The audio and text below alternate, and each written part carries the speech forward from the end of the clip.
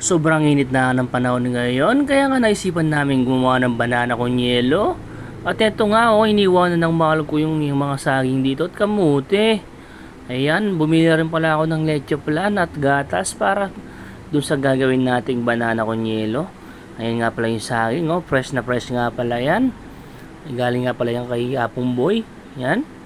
Sobrang init nga pala ng panahon ngayon, kaya naging hot tuloy ako dito.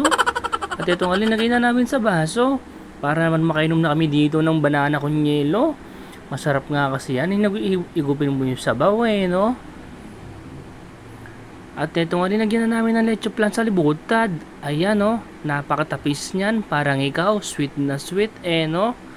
Ayan mga idol Tapos lagyan na rin natin ng gatas at sabaw ng banana. Ayan. Lalagyan na natin ng yelo dyan mga idol. Para mas masarap ang yelo natin dyan, Ayan. Sa mga gusto nga pala ng bumili ng yelo, dito na kayo sa Yellow Pards. Ayan. 24 hours nga pala ang bilihan ng yelo dyan, mga guys. Ayan, nilagyan na ng mahal ko ng yelo. Para naman pag kinain natin, lalamig yung ulo natin, Pampatanggal init. Eka nga. At linagyan pa nga ng leche flan sa babo. Ayan, Para pag ginugaw natin, magsama-sama yung sarap ng leche flan at banana tsaka kamote.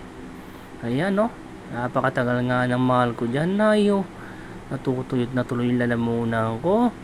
So yun na nga guys, yan nakagawa kami ng banana con yelo.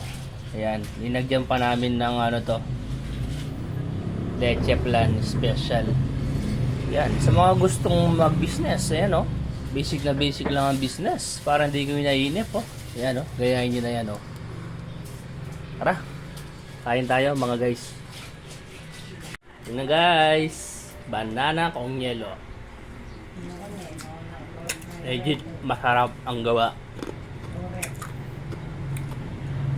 Yan, pwede nyo gawang business to. O diba?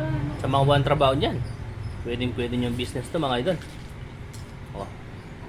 Oh.